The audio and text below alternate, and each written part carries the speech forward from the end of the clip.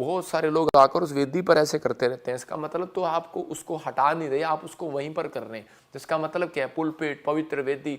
तो पवित्र वेदी जो है परमेश्वर ने नए नियम में वो आपके अंदर बनाई है। आप समझ रहे हैं कि नहीं, कि आपके अंदर की अगर आपने पारिवारिक वेदी बनाई है, आपने अगर आपने अपने अंदर प्रार्थना की वेदी बनाई है, तो परमेश्वर आपके अंदर आकर बात करेगा, आपके अंदर से आपके लिए रास्ते खोलेगा। आप समझ रहे हैं कि नहीं, परमेश्वर को आप पा सकते हैं जब आप आंख बंद करते हैं। परमेश्वर के दर्शन होते हैं, आपको ड्रीम्स में भी आता है वो।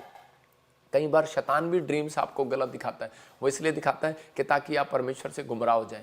तो आपको इन चीज़ों को ध्यान रखना है। मैं इसलिए सिखा रहा हूँ कि ताकि आपकी नॉलेज बढ़े और आप आशीषित हो जाएं यीशु मसीह के नाम में।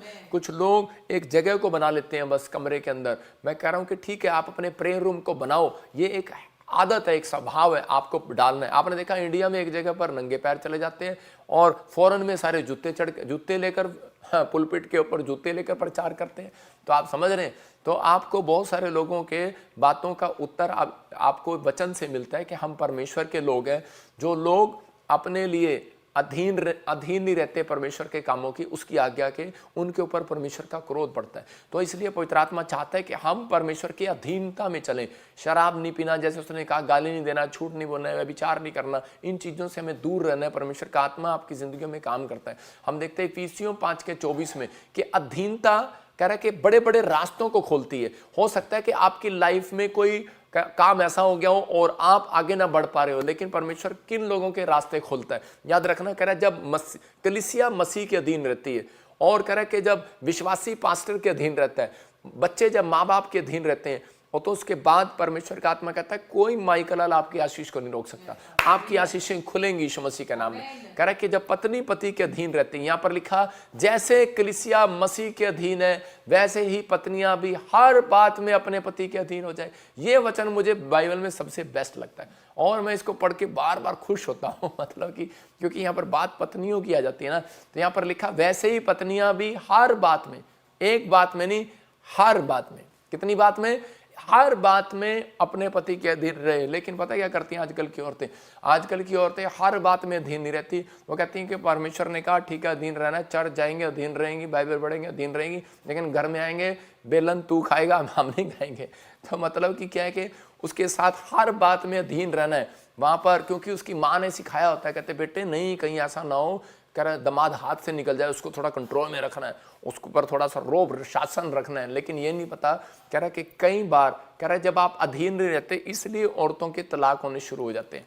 इसलिए कह रहा है कि बच्चे माँ बाप से अलग हो जाते हैं और वो अपनी ज़िंदगी में आशीष नहीं पाते। जो बच्चे अपने माँ बाप के अधीन नहीं है, जो कह रहा है कि कलीसिया कह रहा है परमेश्वर के अधीन नहीं है, तो इसका मतलब कि उनकी ज़िंदगियों में आशीषें नहीं आती, शराब आना शुरू हो जाते हैं। मैं आज आपको बाइबल से बताऊंगा बहुत सारी घटनाएं ऐसी, लेकिन विश्वासी को अपने अंदर ये बात को डालना है। क्योंकि परमेश्वर ने अधीनता के बारे में इतना जोर क्यों दिया? क्योंकि सबसे पहला पाप जो है लूसीफर ने घमंड का किया था। और आज बहुत सारे लोग जो है इस पाप के अंदर फंसे हुए हैं, उन घमंड करते रहते हैं। मैं बहुत बाइबल पढ़ता हूँ, मैं बहुत प्रार्थना करता हूँ, ये तो मेरे सामने कुछ भी नहीं है, ये तो पास्टर मेरे सामने कुछ भी नहीं है। मैं कह रहा हूँ ये घमंड का पाप होता है, समझ रहे कि नहीं? तो यहाँ पर कह रहा है कि जब घमंड किया किसी ने, तो उसी समय परमेश्वर ने कह रहे उसको गिरा दिया। और लूसीफर ने जब घमंड किया, लेकिन उसने क्या किया, वो अधीन नहीं रहा परमेश्वर के, वो उसके जगह पर एक सिंहासन बनाना चाहता था और वो स्वर्गदूतों को अपने साथ जोड़ना चाहता था। तब परमेश्वर ने उसको उसी समय उसको वहां से गिरा दिया और परमेश्वर ने उस व्यक्ति से, उस स्वर्गदूत से, जो अब वो शैतान बन चुका है, जिसका नाम लूसीफर है, उससे धोखा खाया हुआ है परमेश्वर ने, उसका दिल टूटा हुआ है। इसलिए वो ऐसे लोगों से सावधान करने के लिए इस वचन में बोलता है, कहता है कि इफिसियों की किताब में कि अपने विचारों को शुद्ध करो, कह रहा अधीन रहो हे पत्नियों, कह रहा है कि हर बात में अपने पति के अधीन रहो। क्योंकि शैतान ने सबसे पहले किसको बहलाया फुसलाया? औरतों को फुसलाया। और क्योंकि वो सांप बनकर किसके पास गया था? औरत के पास गया था। और क्योंकि आदम उसकी बात में नहीं आया, लेकिन औरत उसकी बात में आ गई थी। इसलिए कई बार परमेश्वर जो है कह रहा है कि आशीष जो है कि याद रखना है, लेकिन ये दोनों बातें एक अच्छी हैं, क्योंकि औरत ने ही बाद में यीशु मसीह की बात मानी। और कह रहा है कि और इसलिए आशीष भी औरतों के तरफ से आती है और शराब भी कई बार औरतों की तरफ से आते हैं। इसलिए कह रहा है कि कई बार परमेश्वर ने उसको टीच करने के लिए, आशीष देने के लिए समझाया। इसलिए लिखा एक जगह पर कह रहा है कि यही बात परमेश्वर कहता है, कह रहा है उस व्यक्ति के घर में आशीष है जब उन्होंने बात नहीं मानी, जो उसने जब गलत किया, पति की बात नहीं मानी, तो क्या हो गया, उनके तन पे कपड़े भी नहीं रहे, वो जंगल में चले गए, उनके पास कुछ भी नहीं था और वो पत्तों के पीछे छिप गए। लेकिन परमेश्वर ने फिर भी उनके ऊपर दया किया। आज इंसान के ऊपर परमेश्वर फिर भी दया करता है, लेकिन बहुत सारे बच्चे इन बातों को समझते नहीं है। लेकिन यहाँ उत्पत्ति के 49 के 3 के 4 में लिखा कह रहा है, जब बच्चे माँ बाप के अधीन नहीं रहते तो वो माता पिता के उस बच्चे के लिए ज्यादा आशीष नहीं निकलती। जो बच्चे अधीन नहीं रहते अपने माँ बाप के, उनके मुंह से आप देख सकते हैं कि ज्यादा आशीष नहीं निकलती। जो बच्चा आपके अधीन रहेगा तो आप ज्यादातर उसको आशीष देंगे। यहाँ पर बाइबल बोलती है कि याकूब के जितने बेटे थे, उन बेटों में एक बेटा था, उसका नाम था रूबेन, और वो सबसे बड़ा बेटा था। और लिखा तब उस समय जो भविष्यवाणी कर रहा था, तो वो यहाँ पर देखो वो याकूब के लिए क्या भविष्यवाणी कर रहा है, क्या आशीष दे रहा है। और लिखा करा, हे रूबेन, तू मेरा जेठा, मेरा बल और मेरा पौरुष का पहला फल है, प्रतिष्ठा का उत्तम भाग है, शक्ति का भी उत्तम भाग तू ही है। लेकिन उसके 4 में देखो क्या लिखा, कह रहा है, तो जो जल के समान उबलने वाला है, इसलिए दूसरों से श्रेष्ठ ना ठहरेगा। इससे नाराज था वो, कह रहा है, क्योंकि तू अपने पिता की खाट पर चढ़ा, तब तूने उसको शुद्ध किया, वह मेरे बिछोने पर चढ़ गया। मतलब उसको क्या हुआ, क्योंकि वो उसके विरोध में रहा।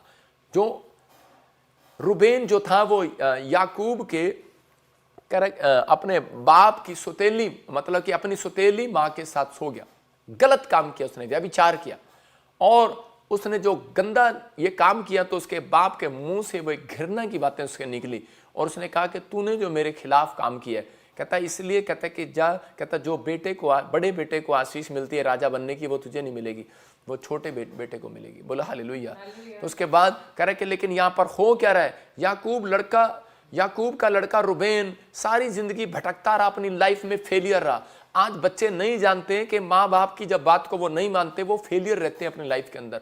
लेकिन जितने बच्चे आज हाथ उठाकर फैसला ले रहे हैं कि परमेश्वर, कि मैंने इस वचन से सीखा कि मैं परमेश्वर आज से अपने माँ बाप के अधीन रहूंगा, कह रहे कि उसी समय परमेश्वर आपको फेलियर नहीं, पास करेगा यीशु मसीह के नाम में, सक्सेसफुल करेगा यीशु मसीह के नाम में, हर आशीष आपके ऊपर खोलेगा यीशु मसीह के नाम में। लेकिन बहुत सारे बच्चे इसलिए आज भी कामयाब नहीं है, क्योंकि वो अपनी माँ को बदतमीज से बात करते हैं, बाप से बदतमीज से बात करते हैं।